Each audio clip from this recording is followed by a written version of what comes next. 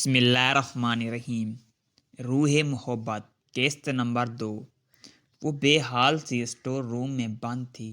درد سے جسم دکھ رہا تھا مگر اسے پھر بھی کام کرنا تھا، محنت کرنی تھی۔ اس کی سوتیلی بہنیں نہیں کرتی تھی بلکہ سب وہی کرتی تھی۔ ابھی ایک ہی دن ہوا تھا اور گھر میں اس کی شادی کی بات ہو رہی تھی۔ راشد پہلے سے شادی کر کے اپنی بیوی کو طلاق بھی دے چکا تھا، مگر پھر بھی کسی نے اس سے شادی پر اعتراض نہیں کیا تھا۔ وہ اس پر غلیظ نظریں رکھتا تھا۔ وہ یہاں سے بھاگنا چاہتی تھی مگر بھاگنے کے لیے ٹھکانہ ہونا بھی ضروری ہونا ہے۔ تھک کر اس نے آنکھیں موندی۔ اس مغرور شہزادے کا چہرہ ایک دم آنکھوں کے سامنے آیا تھا۔ اس نے ہڑبڑ کر آنکھیں کھولی تھی۔ اسے حق نہیں تھا کہ وہ خواب میں بھی یہ سب سوچتی۔ اسے اپنی قسمت پر جی بھر کر رونا آیا تھا۔ تھک گئی تھی وہ اپنی اس زندگی سے۔ اسے برائے نام کھانا دیا جاتا تھا، کپڑوں کے نام پر وہ اپنی بہنوں کی عطریں پہنتی تھی، پورا دن کولوں کے بیل کی طرح کام میں جٹی رہتی، پھر بھی چھوٹی چھوٹی باتوں پر شکیلہ اسے مار مار کر ادھموا کر دیتی۔ وہ مر جانا چاہتی تھی مگر افسوس یہ بھی اس نے بس میں نہ تھا۔ روتی تڑپتی بلکتی وہ اپنی ماں کو یاد کرنے لگی جس کی شکل بھی اس نے نہیں دیکھی تھی۔ تبھی دروازہ زور زور سے بجا تو وہ ہمت کرتی جلدی سے دروازے تک آئی تھی۔ سامنے شکیلہ اس کی چھوٹی بہن کھڑی تھی۔ اسے دھکا دے کر اندر آئی اور ایک شاپر اس کی طرف بڑھایا۔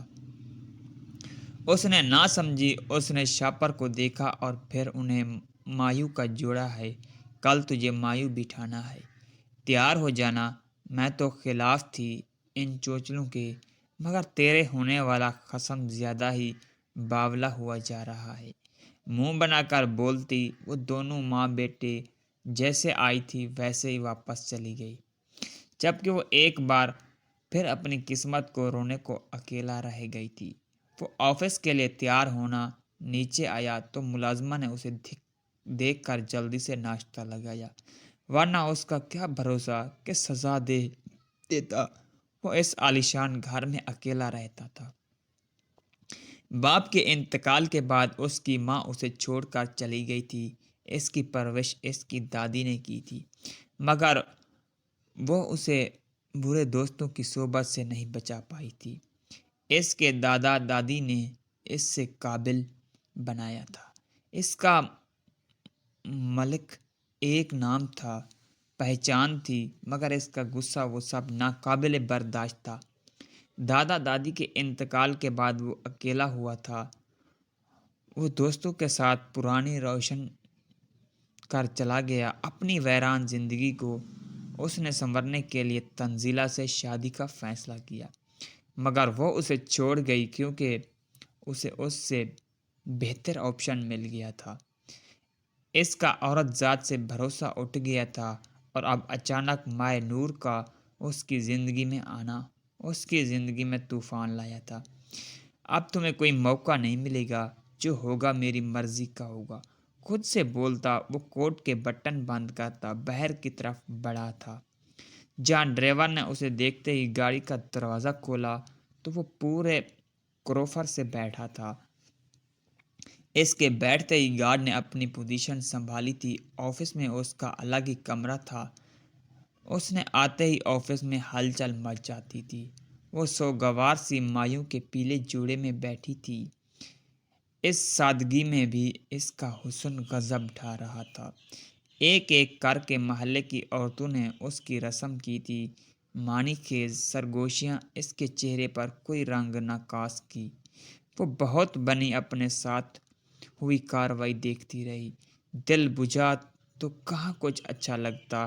سوگوار سا حسن کے لیے وہ اپنے سب کی توجہ کا مرکز بنی بیٹھی۔ جاؤ بیٹا، بچی کو لے کر جاؤ، تھک گئی ہوگی۔ محلے کی ایک عورت نے اس کی جان بخشی کی تو شکر ادا کرتی اپنے کمرے اسٹور روم میں آئی تھی اور پھر اتنا روئی کہ اس کی ہچکیاں بند ہو گئی۔ मगर यहाँ कोई उसको चुप कराने वाला नहीं था। वो बेहाल होते यूं नहीं रोते रोते नींद की आगोश में छुप गई। वो अपने लैपटॉप पर मसरूफ था, तभी इंटरकॉम करके उसे अशरफ ने आने की इत्तला दी। आ जाओ अशरफ। उसे अंदर आते देख वो जाम छोड़ सीधा होकर बैठा था।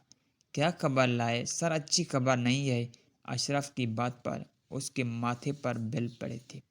जल्दी बोलो अशरफ। सर वो किसी अली साहब का घर है। उनकी एक बेटी माए नूर है, बाकी सुतीली बेटियां हैं।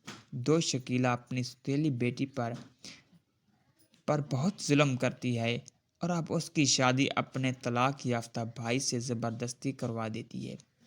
अपनी बात मुकम्मल करता उसने एक लिफाफा उसके आगे किया था, जिसमें तमाम अफराद की तस्वीरें मौजूद थी।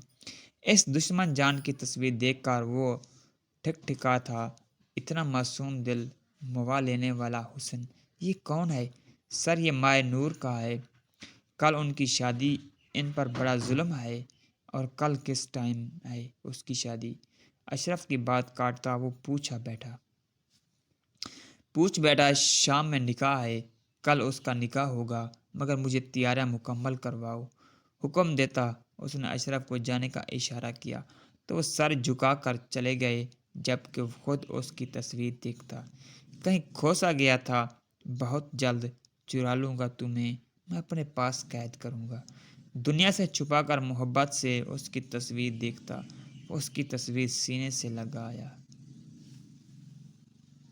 अगली किस्त देखने के लिए चैनल को सब्सक्राइब